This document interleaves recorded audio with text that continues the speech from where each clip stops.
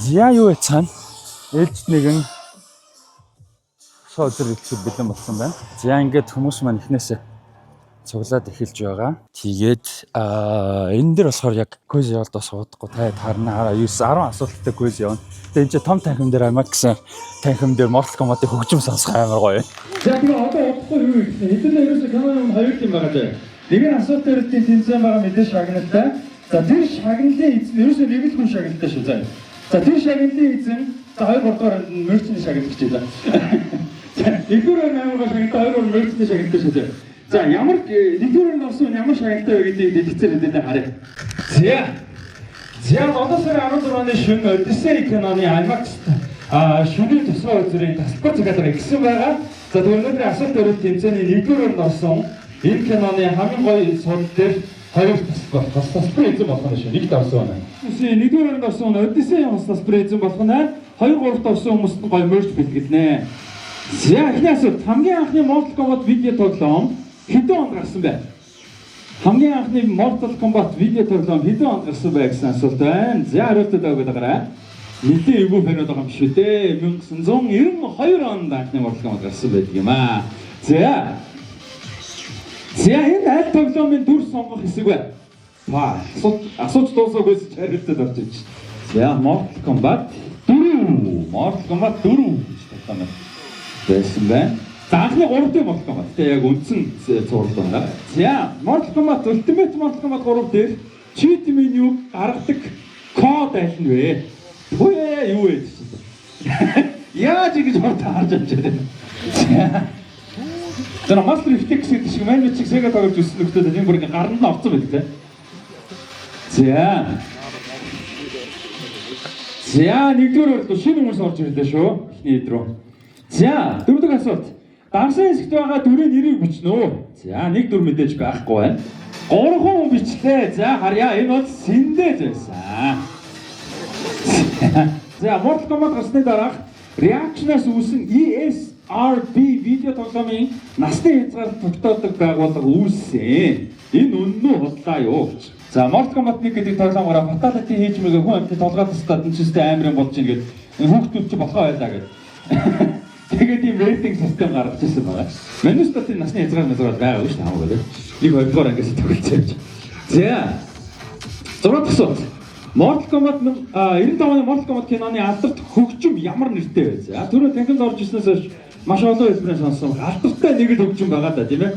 За энэ бол Techno Syndrome гэдэг хөгжим байжээ. Fujin гэж дүр аль нь вэ? За энэ том бомон дүр байна. Fujin гэж дүр аль нь юм болоо? За энэ бол жоохон хэцүү асуулт ихтэй харъя. За хэд хэдэн таасан байх шүү. За Fujin гэж дүр тэнд байсан. За энэ бол яач тоглодог хүмүүс тааж тээ. A few moments later. За тэгээ оролцсон бүгдээр нь баярлалаа. Сонирхолтой байсан гэж найдаж байна. За тэгээд Mortal Kombat-ийн үзүүлэлтөд орцгоё. Mortal Kombat. Юу чадах үгүй нь хамаагүй гой сонсогдох үгүй нь хамаагүй ингэж эхлэхгүй болохгүй байсан юм. Mortal Kombat 2 за reboot франчайзийнх нь 2 дахь анги те 21 онд бол юу гаргасан одоо шинээр reboot хийж бол Mortal Kombat кино бол хийсэн 95 онд анх гарч ирсэн байдаг. Тухайн 95 онд гарсан киноных нь 2 дугаар анги 97 молоонд гарсан санагдаж байна. 97 онд Mortal Kombat Annihilation гэдэг. Тэгээд юута Mortal Kombat 2 дээр болохоор нэг гоё зүйл байгаа нь нэг гоё дөнгөж эхэлчихэж. За илүү дэлгэрэнгүй ярь юу. Айгу гоё зүйл нэг юу байгаа гэхээр 21 онд гарсан Mortal Kombat-ыг театрт шууд бүтэн гаргаагүй байхгүй юу. Яг нөгөө ковидын үеэр 21 онд Warner Bros ч айгу тэнэг шийдвэр гаргасан шүү дээ. Кинонуудаа тэр жилийнхаа 8 9 кинонуудаа том кинонуудаа бүгдийг нь одоо юу яана. Day and date release буюу кино театрт болон HBO Max дээр зэрэг гаргана гэж ингэж бол гаргасан. За тэр нь бол тухайн киноны амжилтад бол нэлийн нөлөөсөн Mortal Kombat 1-ийн за тэгээд тэр релиз дунд одоо жишээ нь юу байдаг штэ Dune 1 байдаг штэ тий өөр кинонд байна сайн санахгүй байна. Тэгээд тэр бол бас киноныхын чанарт бол нөлөөсөн. Тэгээ төсвийн хувьд бол одоо 55 сая долларын төсөвтэй хийсэн гэж бол мэдээл байд юм билээ. За энэ удаад хоёрыг бол 80 сая долларын төсөвтэй хийсэн. Гол зүйл нь кино театрт нээлттэй хийж байгаа. За дэлхийд арай. За энэ бол энэ киноны яг амжилт хүмүүст хүрэх. За дээрээс нь студ талаас уран бүтээлч талаас илүү ихтэй. За уран бүтээлчд бол ихтэй байх нь ойлгомжтой. Зөвхөн студ талаас илүү ихтэй илүү хүмүүс хүрэх одоо ийм боломжтой болж байгаа болоо гэж би бодож байгаа. Тэгээд яг IMAX зориулж бас тодорхой хэмжээний зураг авалтууд хийсэн байсан. Нэгийг бодох юм бол одоо нэг ярьж 21 оны киног тий. Нэгийг бодох юм бол бүр маш сайн кино болсон байлаа. Нэгийг бодгож штэ. Нэгтэй харьцуулахад хажууд нь бол тэнгэр газар болсон байлаа. Түүнээсээ шүү гэдэг юм. Магадгүй Dune ярьж байгаа юм шиг Godfather мэдгүй тий. Тэр хэмжээнд харьцуулахад бол мэдээж утгагүй. Гэхдээ бол айгүй сайн кино болсон байлаа. Нэгтэй харьцуулахад бол бүр маш сайн кино болсон байлаа. Нэгийн айгүй сул талуудын олон сул талтай дээ зүгээр тэдний нэг нь гол дүр за Lewis Tan гэж айгүй гоё жүжигчин, сайн жүжигчин өөрөө би хамгаалах урлагаар сайн одоо хичээлдэг ийм гоё жүжигчин юуны Iron Fist цуврал дээр бол одоо хамгийн гоё ангиудын нэг дээр айгүй гоё дүр жишээ нь гарсан байдаг. Тийм тэгээд гоё жүжигчнийг гоё каст авчаад шин дүр бүтээж оруулсан. Тэгээ гол дүр болгосон нь бол бас асуудлуудын нэг байсан. За тэгээ зохиол өрнөл бол айгүй сонирхолгүй байсан. Акшн хэсгүүд ч тийм сайн байгаа. Гол нь акшн хэсэг шүү дээ тийм ээ. Тийм бол сайн байгаагүй. За харин хоёрыг хийхэр усанд баяртай байсан. За тэгээ Simon McQuoid гэж энэ Австрали найруулагчийн хувьд бол ерөөсөө 2 дахь кино. Эхний кино Mortal 1, 2 дахь нь Mortal Kombat 2 болж байгаа. Тэгээд энэ дээр юу зассан бэ гэхээр за яг Lewis Tan жүжигчний өмнөөс бол жоохон харамсалтай. Ингээд том гоё одоо алдартай франчайзын киноны гол дүр болоод ингэсэн боловч одоо тэр нь болоогүй тэгээ ингээд шинэ кинонд бол энэ дүрийг жижиг болгочихж байгаа. Угаасаа трейлер бүх юмнаас харсан бах. Угаасаа гол дүр гол үндсэн суурилж байгаа юм нь бол Carl Urban жүжигчний тоглож байгаа Johnny Cage. Тэгээд тэр зөв шийдвэр байсан. Тэгээд яг Lewis Tan жүжигчний өмнөөс олж байгаа харамсалтай ч гэсэн зөрүүлээд яг кино талаасаа бол зөв шийдвэр болсон. Тэгээд Carl Urban энэ киног бол үндэ авч явсан. За энэ киноны айгүй таалагдсан юм юу гэхээр Carl Urban болон юун тоглосон, Kano-гийн дүр тоглосон. За нэрээ нарт Josh Lawson. Энэ хоёр бол энэ киноны комедиг бүр маш сайн авч явсан. Хоёр өөр төрлийн комеди. Carl Urban-ы Johnny Cage бол ингээд ийм өөртөө итгэлтэй ийм мөртлөө бас ингээд карьер нь явах ойлцсон тий. Одоо амьдрал дээр Carl Urban-аас өндөр настай дүр байгаа. Carl Urban одоо 53 та. Тэгэхээр тэр дүр нь бүр 56 7 хүний дүр байж байгаа жишээ нэ тий. Тийм Hollywood одоо 80 90-ад оны акшн од байж байгаа болцсон ийм нөхрийн ийм дүр. Тэгээ ингээд нэг юм өөртөө итгэлгүй болцсон тий. Гэхдээ ингээд нөгөө өөртөө итгэлтэй юм шиг илэрхийлдэг тий. Тэр дүрийг бол агуу гаргасдаг. Comedy үнэхээр гоё. Reference comedic pop culture reference-ууд бол үнэхээр тасархай байсан. Одоо reference-ийг монголоор үхэн дурдтал гэхээр агуу сүртэй сонсогдоод байна. Гэхдээ pop соёлын дурдсан юм уу те. Одоо жишээ нь юу гэдэг ингээ Mortal Kombat-ад мань үнийг ингээд тулалт гэдгсэн чинь тулалт нь ийм гээд тайлбарсан чинь би наад Squid Game шиг юм чи оролцохгүй гэдэг ч юм уу те. Тиймэрхүүг ойлгоч. Юмнуудын бас спойлдаад яг. Тиймэрхүү reference гоё юмнууд нь айгүй гоё байсан. Ер нь Carl Urban, Johnny Cage болвол ялчгүй кинонд айгүй гоё хэсэг байсан. За Josh Lawson-ы comedy бол үнэхээр гоё байсан. Яг монголоор орчуулга нь хэрвээсэн сайн мэдгүй би яг юу гэдэг юм. Бүх диалог бүх хэсгийг нь бол цээжээр яг одоо сонсголоороо шууд сонсоо бүтэн бол бас яг ойлгож авсан уу сайн мэдгүй байна. 100% байж чадсан уу мэдгүй. Гэтэ нэлээд гайгүй бол хүлээжсэн гэж бодож байгаа. Австрал жүжигчин болохоор Австрал акценттэй Австралигаар яасан те тэр нь бас зарим нэг зүйлүүд нь ойлгоогүй өнгөсөн байж магадгүй дараа нь стриминг дээр гарахаар англи хадмалтай үзэл илүү ойлгох. Гэхдээ ер нь бол комеди бол энэ хоёр айгуугаа авчихсан. За энэ киноны яг одоо emotion яг мэдээж эн чинь одоо кино хэдийгээр акшн юм тэрийг нутгүй ярина. Гэхдээ эн чинь бас мэдээж зохиол драма өрнөл юм байгаа учраас мэдээж одоо юу байгаа нэг юм emotional зүйл мэдээж цөмөн байгаа сэтгэл хөдлөл талаас драма талаас цөмөн. За тэр нь бол Adeline Rudolph гэж жүжигчний бол одоо Kitana байсан. За Adeline Rudolph-ийн киноны бол үнэхээр гол одоо тэр emotional сэтгэл хөдлөл талаас драма талаас цөмөн байж бол чадсан үнэхээр сайн байсан. Тэгээд Kitana гол дүр болоход ч одоо болохгүй юм бол байхгүй санагдсан цаашаа. Мэдээж Carl Urban илүү том жүжигчин John Cage болж байгаа учраас асуудал бол алга. Гэхдээ emotional талаас угаасаа гол нь байсан. Тэгээд бүр одоо юу гэдэг энэ дээр ингээд Kitana ч бас зөвхөн акшнаасаа гадна саний дээр emotion гэдгийг гаргахад айгүй нюанстай тэгээд жүжигчтэйгээ өөр тоглолт хийж байгаа ийм эвгүй бас байгаа хгүй яг энэ юун дээр бол яг энэ кино энэ зохиол дээр бол хамгийн яг жүжиглэлт талаасаа юм шаардсан дүрэн би бол Kitana гэж бас бодож байна. Тэгээд тэрийг бол үнэхээр сайн чадсан гоё байсан. Энэс илүү байх шаардлага бас нэг not really ер нь бол үгүй. Ялангуяа Kitana-гийн дүрийн хувьд л тэгээд бусад дүрүүдээс окей. Ер нь бол бүгдээрээ зүгээр л окей. Яг илүү юм хүсэж байх юм байхгүй. Tadanobu Asano одоо Lord Raiden те Joe Taslim-ийн би хаан нэг шүртэ гараагүй гэхдээ окей. Hiroki Sanada гоё байсан. Гарсан секундүүдтэй Тати Габриэл Джейдийн дүрд бол бас нэлээд үүрэг ролтой байсан, бас давгүй окей байсан. Льюис Тан Колион гарсан хугацаанд гоё байж чадсан. Ийм байгаа. Sonya Blade бол окей, бас окей. Ерөнхийдөө ингээл Jax ч юм уу Kano те бүгдээрээ яг Kano дүрээс ерөнхийдөө окейсэн. Ludilin Dukan-ийн дүрд бас арай дайжгүй байсан.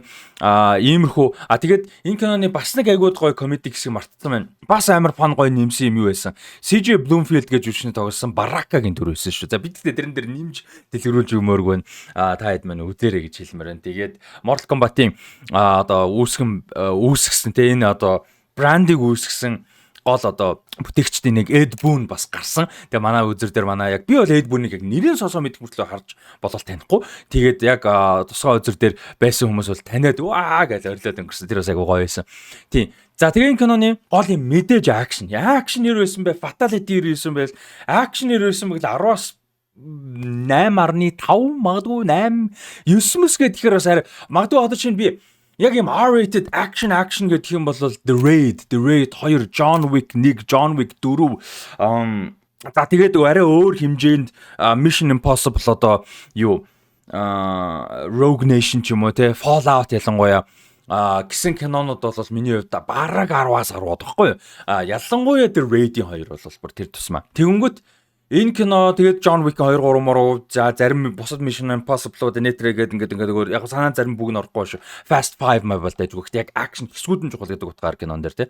Зарим санаа дурахгүй зөндөө кино байгаа зүгээр өөхний босны ингээд нэг 9-г явахаар энэ бол ер нь аюу сайн байсан л гэж хэлэх гээд байгаа тий. 8.5 мог гэхэд бол гайхааргүй акшн гэдэг утгаараа үнэхээр дайжгүй тун давгүй байсан. Энэ дээр гэхдээ мэдээж одоо юу гэдэг 53 настай Carl Urban тийм чи Johnny Cage шиг ингээд амар кул өөрөө бүтэн зодооно ихгүй ойлгомжтой. Гэхдээ Carl Urban яг өөрөө одоо тэнд тулааныхаа хэсгүүдэд оролцож байгаа мэдгэж байгаа хэсгүүд бол хид байсан. Гэхдээ улаан цайн бас Johnny Cage тэнцээ тулдж байгаа на Carl Urban биш мэдгдсэн газар хэсэг байсан. Гэтэ тэр бол окей шүү дээ. Яг юм чинь мэдээж ойлгохдохоор зүйл учраас тэр бол окей гэж бодож байна. Тэгээд акшн тулаанууд айгу креатив байж чадсан. Мэдээж тоглоомны мэдрэмжийг өгөх гэдэг бас чухал байсан. Тэгээд тоглоомны мэдрэмжийг өгч чадсан.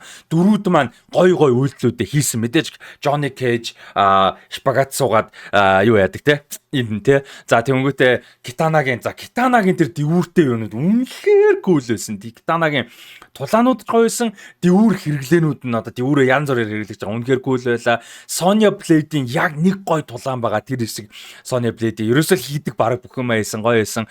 Kano яг нэг л юм хийсэн бусад нэг олон юм өгөхдөө дүр нь өөрөө гоё байсан болохоор акшн хийсэн зүртэй байгаагүй. Liu Kang хэд хэдэн гоё юм хийсэн. Jax акшн талаасаа Jax жоохон сул санагдсан надаа.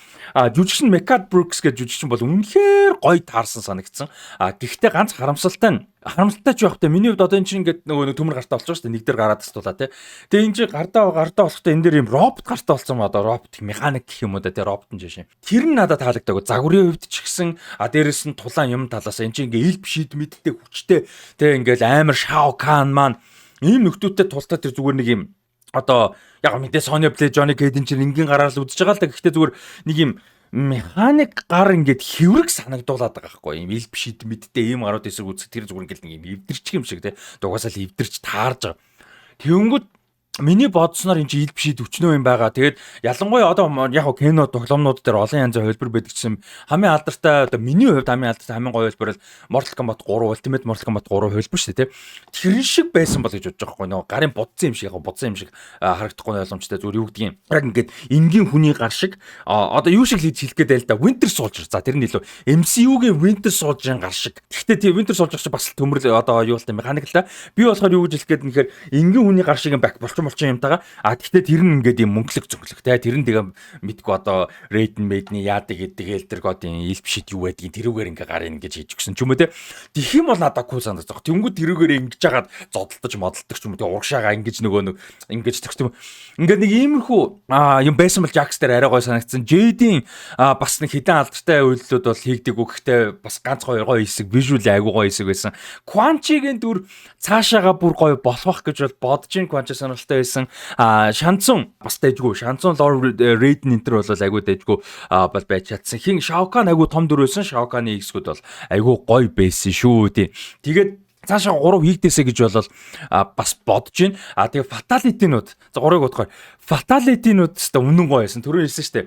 Китанагийн нөгөө дивүүр гээд за тэрүүгээр өстө хид хидэн амар гоё фаталитинууд байсан. За зөвхөн Китана гэлтгүү ер нь бол фаталитинууд айгүй гоё байсан. Ер нь айгүй гоё байсан. Акшн хэсгүүд гоё, комеди гоё. Тэгээ тэр видео тоглоомны тулааны мэдрэмжийг киноны өрнөл зохиол одоо юу гэдгийг IMAX танхимын IMAX дэлгэцтэй тэрнтэй одоо хольж мэлсэн хид хидэн айгуу гоё хэсгүүд байсан. Одоо чинь ингээд 2-4 тултгаар болж байгаа. Тэгээ тултгаар болоод 2 тишээ ингээд зогссон чинь яг видео тоглоомны ингээд 2-4 зогсол цаана бэкграундтай болдог хэсэг шиг болоод юу Letterboxd гэж хэлдэг штэ те. Ийм байжсэн IMAX ингээд бүтэн болоо те. Тэр бүр ингээ огшаасан үнэхээр гоё байсан.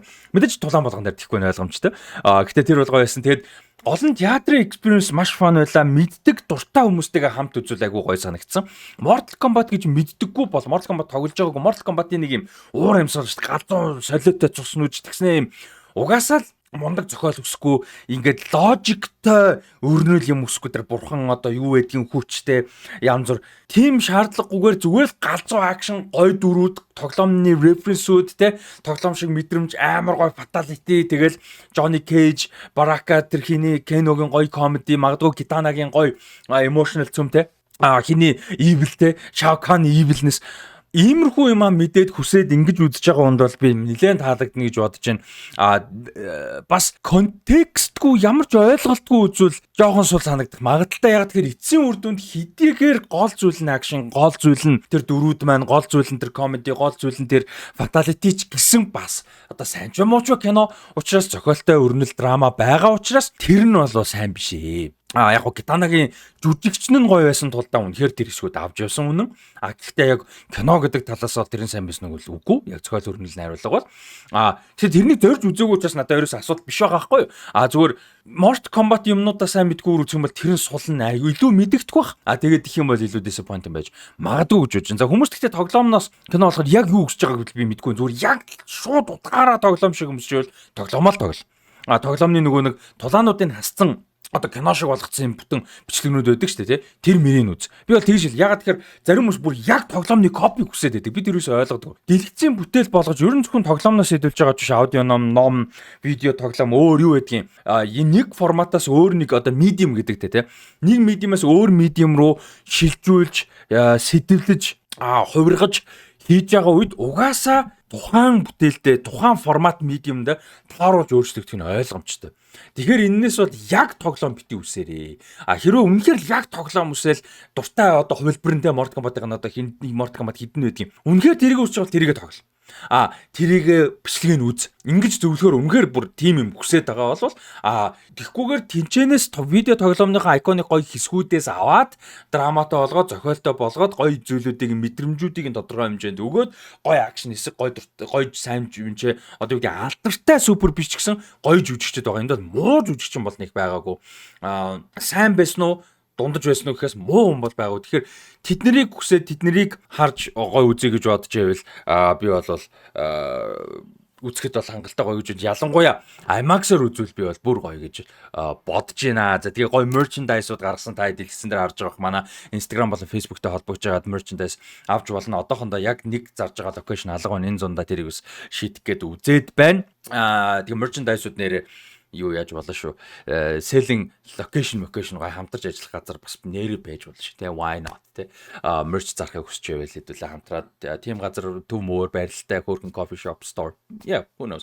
За тийм тэгээд юу merchandise сонирхцоогоор хамтараа бас merchandise тал дээр хамтарч ажиллах байгууллага байж болно. Тэгээд хамтаас бүгдээр нь баярлалаа. Дараагийн бичлэгүүдээр уулзлаа.